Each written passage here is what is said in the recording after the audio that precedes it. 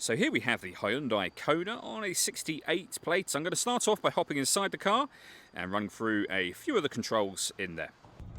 Okay, now that we're inside the car, we're going to start with the dials. On the left-hand side, we have the rev counter and coolant temperature gauge, and on the right-hand side, the speedometer and fuel gauge. In the middle, you can see the total miles for the car. They are 16,997.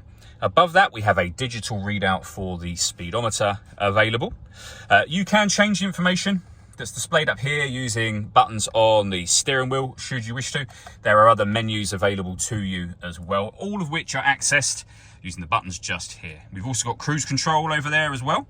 On the left-hand side, we have stereo and phone controls. The phone controls can only be used after you pair the phone up to the car, and that is done over on the central screen just here. So you've got a few options down here, one of which is your phone. And you can see you press the number that corresponds with what you want to do. So we are going to cancel that for now. When it comes to audio, we've got the radio. This car has got DAB, AM and FM radio. If you want to listen to your own music, you press the media button. Nothing is connected at the moment. You can connect up an auxiliary device, a USB device. You can also stream your music wirelessly via Bluetooth audio as well. So loads of different options where it comes to music.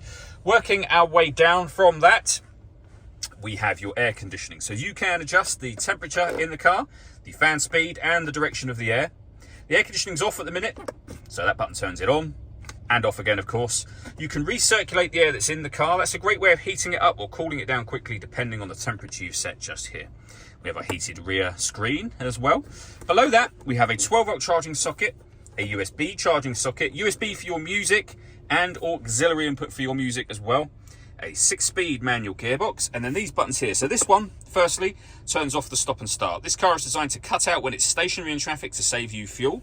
When the system's off, that light shows. And then from here, you're able to turn on and off your downhill brake control, and it will show you up on the main screen that you've done that. All that leaves me to say is thank you for taking the time to watch this video. If you'd like to come and see the car for yourself and have a test drive, please feel free to call either of our MJA sites. We'd love to hear from you soon.